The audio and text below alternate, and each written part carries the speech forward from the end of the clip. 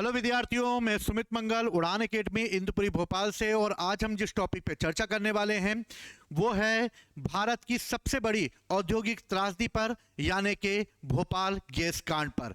2-3 दिसंबर 1984 को एक ऐसी घटना हुई जिसने भोपाल के आसपास के कई लोगों को रातों रात जो है वो ऐसी मौत की नींद में सुला दिया जिसका अंदाजा किसी को भी नहीं था। तो चलिए आज हम और इस पर चर्चा करेंगे और जानेंगे कि आखिर भोपाल गैस त्रासदी क्या हुई, कैसे हुई और क्या इसका कारण रहा। उड़ान एकेडमी आप लोगों का स्वागत करती है क्योंकि उसका कोटेशन ही है कि प्रयास हमारा सफलता आपकी। और उड़ान एकेडमी विभिन्न करंट के मुद्दों के साथ एमपीपीएससी और वनडे एग्जामों की प्रिपरेशन आप लोगों के लिए कराती है। अभी हमारे यहाँ एमपीपीएससी को आधार बनाते हुए क्लासेस स्टार्ट हुई हैं जो कि ऑनलाइन और ऑफलाइन दोनों मोड पर उपलब्ध हैं। एमपीपीएससी 2023 के फर्स्ट एंकर अजीत कुमार मिश्रा जो हैं वो भी आप लोगों का इसमें मार्गदर्शन करेंगे। इसके अलावा आप जो हैं आकार आईएएस के सपोर्ट से हम ये बैच प्रारंभ कर रहे हैं और इसमें आप जो हैं वो अपनी तैयारी को और बेहतर बना सकते हैं। साथ ही वनडे एग्जामों की प्रिपरेशन भी, यानी एसएससी, रेलवे, व्यापम, इन सभी कॉम्पिटिटिव एग्जामों की प्रिपरेशन भी उड़ान एकेडमी कराती है। और अंशु ओझा जो कि इनकम टैक्स इंस्पेक्टर बने हैं, सबसे यंगेस्ट हैं और इस तरह इन्होंने भी उड़ान एकेडमी का नाम रोशन किया है। तो इस तरह ये हमारी टीम है जो कि समय समय पर आप लोगों का मार्गदर्शन करती रहेगी और इस तरीके से जो है आपकी तैयारी को बेहतर बनाती रहेगी। तो चलिए हम लोग चालू करते हैं भोपाल गैस कांड, यानी कि दिसंबर 1984, यानी कि एक ऐसी घटना जिसने पूरे विश्व को हिलाकर रख दिया। आखिर ये घटना क्या है? भोपाल गैस कांड की अगर बात की जाए तो सबसे पहले हम इसके प्रारंभ को देखते हैं कि 1969 में एक कंपनी ने अपना कारखाना खोला और यूसीआईएल जो है उस कारखाने का निर्माण किया गया। यूसीआईएल जो है उसका मोटिव था कि एक ऐसे कीटनाशक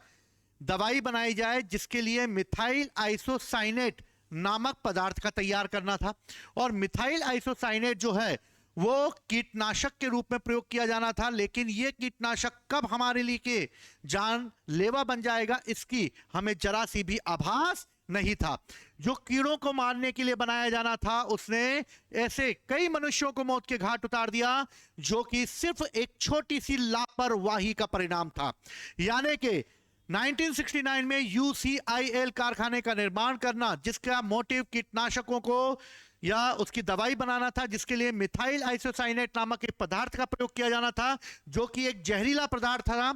1979 में मिथाइल आइसोसाइनेट के लिए एक कारखाना यानी एमआईसी के लिए एक कारखाना खोला गया और भोपाल में इस कारखाने का निर्माण किया गया। लेकिन 1984 में यानी कि नवंबर में जब इस कारखाने को बुलाया गया तो इसमें लगभग स्टार्टिंग में ये खोल तो दिया गया लेकिन इसमें सुरक्षा के कोई मापदंड निर्धारित नहीं किए गए।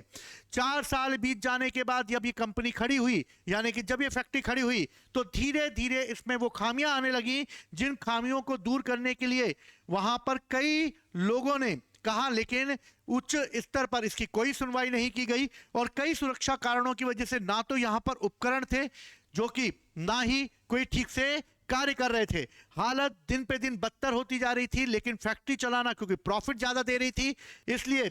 यहां पर इस फैक्ट्री का प्रयोग लगातार किया गया और यहां पर किसी भी प्रकार के कोई भी सुरक्षा मानकों का पालन नहीं किया गया। स्थानीय समाचार पत्रों के पत्रकारों ने अपनी एक रिपोर्ट तैयार की है और इस रिपोर्ट में यह कहा गया है कि यह जो फैक्ट्री बनाई गई थी ये अमेरिका के एंडरसन के द्वारा स्थापित की गई थी, यानी इसके सीईओ थे। और इस तरीके से इस फैक्ट्री में जो भी नियम लिखे गए थे वो सारे नियम अंग्रेजी भाषा में लिखे हुए थे, लेकिन काम करने वाले अधिकांश लोग अनपढ़ थे जो कि अंग्रेजी भाषा ना तो समझ सकते थे और ना ही वो बोल सकते थे, यानी उन्हें पढ़ना भी नहीं आता था कि आखिर कौन सा मानक किसके लिए प्रयोग किया जाना है। कुछ ही 1-2 इंजीनियर थे जो कि इसको पढ़ सकते थे, जो जानते थे कि आखिर क्या नुकसान हो सकता है, लेकिन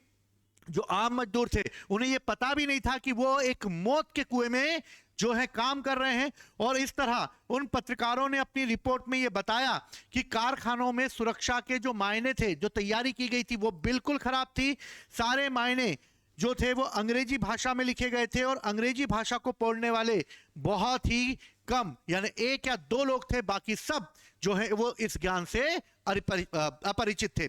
साथ ही अब कई ऐसी खामियां धीरे धीरे उभर कर सामने आने लगी थी, क्योंकि यहां पर जो पाइप था उस पाइप की भी सफाई नियमित रूप से नहीं हो रही थी। साथ ही हवा के वेंट को भी काम करने के लिए बंद कर दिया गया था, यानी कि पाइप की सफाई करने वाला जो हवा का वेंट चलता था उसे भी काम करना बंद कर दिया था, और यह बात इंजीनियर ने अपने ऊपर दर्जे के अधिकारियों से भी बोली।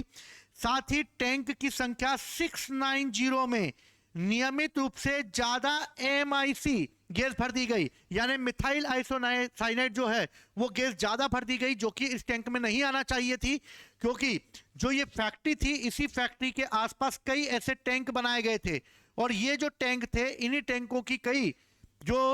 संख्या थी उसमें मिथाइल आइसोसाइनेट गैस भरी हुई थी, यानी MIC भरी हुई थी, और जहां पर इसका तापमान 4.5 डिग्री तक होना चाहिए था वही 20 डिग्री तक पहुंच चुका था, यानी कि 690 में ज्यादा MIC भी भरी होती थी। साथ ही 4.5 डिग्री सेंटीग्रेड की जगह 20 डिग्री टेम्परेचर जो है वो इसका बढ़ चुका था। साथ ही इसे कूलिंग करना, यानी कि जब ये गैस गर्म होती थी तो इसे ठंडा करना भी जरूरी था, लेकिन कूलिंग के स्तर में होने वाले रखरखाव को देखते हुए जो फ्रीजिंग प्लांट लगाया गया था उसका बिल ज्यादा आ रहा था, तो इसलिए उसका बिल ज्यादा ना आए इसलिए कूलिंग कम कर दी गई, और इस तरह उस कूलिंग का मैनेजमेंट भी बंद करके रखा गया था। यानी कि मोटे तौर पर देखा जाए तो इस समय कूलिंग भी जो है प्रॉपर तरीके से यहां पर उपलब्ध नहीं थी, और इस तरीके से भोपाल गैस कांड में मुख्य रूप से ये सारे जो मानक थे वो धराशायी रह गए, और धीरे धीरे ये खामियां ही एक बहुत बड़ी त्रासदी लेकर आने वाली थी। 2-3 दिसंबर यानी कि वो काली रात जिसमें लोगों को ऐसी मौत की नींद सुला दी जिसकी वो सपना सोच भी नहीं सकते थे। 2-3 दिसंबर की आधी रात को लगभग 8:30 बजे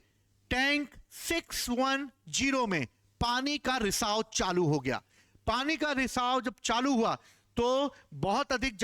मात्रा में ऊर्जा उत्पन्न होने लगी, यानी कि गर्मी बढ़ने लगी। कूलेंट काम कर नहीं रहा था इसलिए गर्मी बढ़ती चली गई। गर्मी बढ़ने से, क्योंकि हवा गर्म होती है तो गर्म होने के बाद ये जो है प्रेशर जनरेट करने लगी, और प्रेशर जनरेट करने की वजह से टैंक का टेम्परेचर जो है वो धीरे धीरे जो 4.5 डिग्री होना चाहिए था वो 200 डिग्री पार कर गया, और 200 डिग्री पार करने के बाद जो MIC गैस जो उस टैंक के अंदर भरी हुई थी वो गैस अब विषैली हो चुकी थी, यानी कि अब वो गैस विषैली होने के कारण इसमें से धीरे धीरे रिसाव होना चालू हो गया, और 45 से 60 मिनट के अंतराल के बाद ही लगभग 30 मेट्रिक टन गैस जो है वो इससे रिसने लगी, और इतनी रेस 60 मिनट के अंदर उस प्लांट को फाड़कर सर 30 मेट्रिक टन गैस जो है वो प्लांट से बाहर आ गई, और धीरे धीरे ये विषैली गैस जो है वो भोपाल के दक्षिण पूर्वी दिशा में जो बसे हुए शहर थे, यानी कि जो बसे हुई बस्तियां थी उन बस्तियों की ओर बढ़ने लगे, और इस तरह गैस जो है वो धीरे धीरे ये गैस जो है वो अपना रूप दिखाना चालू कर दिया। और 2 दिसंबर 1984 को रात के 8:30 बजे मध्य प्रदेश की राजधानी भोपाल में रेलवे स्टेशन के पास का जो ये इलाका था, इस इलाके में धीरे धीरे गैस फैलने लगी, और ये गैस धीरे धीरे जब फैलने लगी तो लोगों को खांसने, आंखों से पानी आने, आंखें लाल हो जाने, चक्कर आने, उल्टी आने, जी मचलाने जैसी घटनाएं होने लगी। जब उन्हें हॉस्पिटल ले जाया गया तो हॉस्पिटल में लोगों की लाइन लग गई, और रात को लोग जो हैं वो अपने घरों को छोड़कर भागने लगे। चारों तरफ ये फैल गया कि जो MIC है यानी कि गैस रिसाव हो गई, क्योंकि किसी को पता नहीं था कौन सी गैस है, तो बस हवा जहरीली हो गई है और लोग अपने घरों को छोड़ के भागने लगे। जो बच्चे थे, जो 2 महीने, 4 महीने, 8 महीने के बच्चे थे, उनकी माएं उनको गोद में लेकर भागने लगी, और सब अपनी जान बचाने के लिए भागने लगे। लेकिन जहर इस तरीके से फैल चुका था कि जो भी उसके आसपास था वो सब इस गैस की चपेट में आ गए। यह गैस इतनी जहरीली थी कि ये लोगों की जान तक ले सकती थी। भोपाल रेलवे स्टेशन से गुजरने वाली ट्रेन की बोगियों को भी इस गैस ने अपनी चपेट में ले लिया और इस तरीके से भोपाल गैस कांड और भोपाल गैस त्रासदी के नाम से जानी जाने वाली एक बहुत बड़ी औद्योगिक त्रासदी भारत में हुई। और इस तरीके से भोपाल स्थित यूनियन कार्बाइड नामक कंपनी ने अपने कारखाने में मिथाइल आइसोसाइनेट का रिसाव जो है होना चालू हो गया और इस तरीके से इस फैक्ट्री में जो रिसाव हुआ उसकी वजह से बहुत सारे लोगों को अपनी जान गंवानी पड़ी। इस भोपाल गैस में आमतौर पर अगर देखा जाए तो कितने लोग इससे प्रभावित हुए, तो माना जाता है कि प्रारंभ में इसमें 2259 लोगों को जो है वो आंकड़े आए कि इतने लोग लंबवतः मारे गए, लेकिन मध्य प्रदेश सरकार ने ये आंकड़ा दिया कि 3787 लोगों की मौत इस गैस के रिसने के कारण हुई। लेकिन लोगों का मानना है कि लगभग, क्योंकि सुबह होते होते, क्योंकि रात के 2 बजे जब 8:30 बजे ये गैस रिसना चालू हुई तो 10 बजे तक ये गैस पूरी तरीके से फैल चुकी थी। जैसे जैसे रात बढ़ती जा रही थी गैस अपना प्रभाव छोड़ती जा रही थी। रात होते होते, क्योंकि ठंड थी और ठंड में गैस ने अपना प्रभाव और दिखाया और देखते ही देखते लोग जो हैं वो इसकी चपेट में आने लगे। 8,000 से ज्यादा लोगों की मौत तो सिर्फ 2 ही सप्ताह के अंदर हो गई। अस्पताल लाशों का ढेर बन गया, मैदानों में लाशें रखी गई और एक साथ कई लोगों को जला दिया गया और इस तरह इस गैस से कई लोगों को बीमार कर दिया। 2006 में सरकार ने अपना एक पत्र जारी किया और उस पत्र में बताया कि लगभग 5,58,125 लोग सीधे तौर पर इस गैस से प्रभावित हुए थे और आंशिक तौर पर प्रभावित होने वालों की संख्या भी लगभग 38,478 थी और इस तरीके से 3900 लोग बुरी तरीके से प्रभावित हुए और इस तरह इस गैस का पूरी तरीके से वो शिकार बन गए। अभी भी, आज भी इस दुर्घटना का कोई स्पष्ट कारण और तथ्य लोगों के सामने नहीं लाया गया है, बल्कि सीबीआई और सीएसआईआर ने भी इस दुर्घटना पर छानबीन की, लेकिन इसके लिए किसी को भी दोषी अगर माना जा सकता था तो वो उस कंपनी को माना जा सकता था जिसने इसके दुर्घटना के लिए वो सुरक्षा उपकरण उपलब्ध नहीं कराए जो कि सुरक्षा उपकरण उपलब्ध होने चाहिए थे। अगर यहाँ पे कूलिंग सही होती, सही मानक होते, लिखे हुए शब्दों को यहाँ के मजदूर पढ़ सकते तो शायद वो सुरक्षा के सभी मानकों पर कार्य कर सकते थे, उन्हें रोक सकते थे, गैस को बाहर सिलेंडर से निकलने से रोक सकते थे, टैंक से निकलने से रोक सकते थे। लेकिन 5,20,000 की जनता जो है वो इस विषैली गैस से प्रभावित हो गई और लगभग 2 लाख लोग 15 वर्ष की आयु से कम थे जिन्हें इस गैस ने अपनी चपेट में ले लिया। 3,000 से ज्यादा गर्भवती महिलाएं थीं जो इस चपेट में आ गई और 3,000 इन गर्भवती महिलाओं से पैदा होने वाले बच्चे या तो अपंग पैदा हुए या फिर उनकी आंखों की रोशनी ही खराब हो चुकी थी। शुरुआती दौर में खांसी, उल्टी, आंखों में उलझन और इस तरीके से घुटन जैसी घटनाएं घटित हुई। लगभग 2,159 लोगों को इस गैस की चपेट में आने से आकस्मिक मृत्यु हो गई और वो समझ ही नहीं पाए कि आखिर क्या हुआ। 2011 में फिर सरकार ने अपने आंकड़े दिए और लगभग 3,928 लोगों को पुष्टि की गई कि जो इस दस्तावेजों के अनुसार मारे गए, लेकिन 8,000 लोगों की मृत्यु तो 2 ही सप्ताह के अंतर्गत हो गई थी और इस तरह मध्य प्रदेश सरकार में एक बहुत बड़ी त्रासदी को अंजाम जो है वो हुआ और इस तरह एक बहुत बड़ा जो है खामियाजा भुगतना पड़ा। अस्पतालों की बात की जाए तो इस समय अस्पतालों में वो लोग थे जो कि गैस पीड़ितों का इलाज कर रहे थे, लेकिन वो समझ नहीं पा रहे थे कि आखिर इनका इलाज कैसे होगा, क्योंकि निजी संस्थान भी खोले गए लेकिन गैस पीड़ितों के लिए उन लोगों को ट्रेंड नहीं किया गया। सर्वाधिक प्रभावित इलाकों में 70% से ज्यादा चिकित्सक रासायनिक आपदा के उपचार के लिए पूर्णतः तैयार नहीं थे। 1988 में चालू हुए Bhopal memorial hospital and research centre में 8 वर्ष के लिए जिंदा पीड़ितों का मुफ्त उपलब्ध कराया गया और आज भी उनका इलाज मुफ्त में कराया जाता है। लेकिन इस गैस त्रासदी ने एक ऐसा जख्म भारत के और खास तौर पे भोपाल के सीने में भर दिया जो कि त्रासदी से भरा हुआ था। यहां तक कि कई ऐसे बच्चे जो कि जन्म भी नहीं ले पाए थे वो इस मौत की नींद में हमेशा के लिए सो गए। पर्यावरण में भी ये जहर घुल गया और कहा जाता है कि आसपास रहने वाली कई पानी और मिट्टी में रहने वाली कई, और मिट्टी जहरीली हो गई, पानी में रहने वाली मछलियां जो हैं पनपने के लिए जो है वो नहीं पनप पाई। आर्थिक पुनर्वास में 2 दिन के पश्चात ही राज्य सरकार ने राहत कार्य चालू कर दिए और कहा जाता है कि 1985 में मध्य प्रदेश के वित्त विभाग ने राहत कार्य के लिए करीबन 1,40,00,000 डॉलर धनराशि लगाने का निर्णय लिया और इस तरह 2003 के अंत तक भारत भर में गैस त्रासदी राहत एवं पुनर्वास विभाग की स्थापना कर दी गई, जिसका उद्देश्य लगभग 5.5 लाख लोग और 15,000 मृत लोगों के वारिसों को मुआवजा देना था। और इस तरह एक भारी मुआवजा जो है वो दिया गया, लेकिन मुआवजा उन लोगों को वापस नहीं ला सकता था जो कि उन्हें छोड़कर जा चुके थे।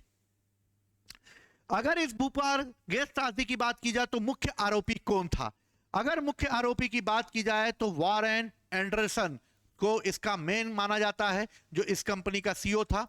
1984 यानी कि जब गैस त्रासदी हुई तो 6 दिसंबर को उसे गिरफ्तार कर लिया गया, लेकिन 6 घंटे के बाद ही सिर्फ 2100 रुपए के मामूली जुर्माने को देकर उसे मुक्त कर दिया गया। क्या ये एंडरसन इतना जो लापरवाह था जिसने इस कंपनी को चलाया लेकिन उस फैक्ट्री में सुरक्षा के किसी मानकों का ध्यान नहीं दिया, क्या इसे 2100 रुपए देकर छोड़ दिया जाना चाहिए था? क्या 2100 डॉलर जो है दिए गए और इस तरीके से अगले 7 दिसंबर को उसे सरकारी विमान से दिल्ली भेज दिया, यानी मध्य प्रदेश सरकार ने इसमें एंडरसन को भगाने में योगदान दिया। क्या एंडरसन को इतनी आसानी से छोड़कर जाने का अगर सरकार चाहती तो उसे रोक सकती थी, लेकिन वो अमेरिका चला गया और वापस लौटकर नहीं आया। जब मुकदमा दायर किया गया तो कोर्ट ने उसे फरार घोषित कर दिया और 29 सितंबर 2014 को फ्लोरिडा के वीरो बीच पर 93 साल की उम्र में उसका निधन हो गया। लेकिन गैस लीक में 8 घंटे बाद भोपाल की जहरीली गैस अपना असर दिखाने में कामयाब रही और इस तरीके से वो एक ऐसा जख्म देके गई जो आज तक लोगों के सीने में एक घाव की तरह लगा हुआ है। तो विद्यार्थियों, आज हमने भोपाल गैस त्रासदी के बारे में बात की। आशा करता हूं कि आपको इस इंफॉर्मेशन से ज्यादा मिली होगी। इसी तरह के और टॉपिक में आप लोगों के सामने लाता रहूंगा। जय हिंद, जय भारत।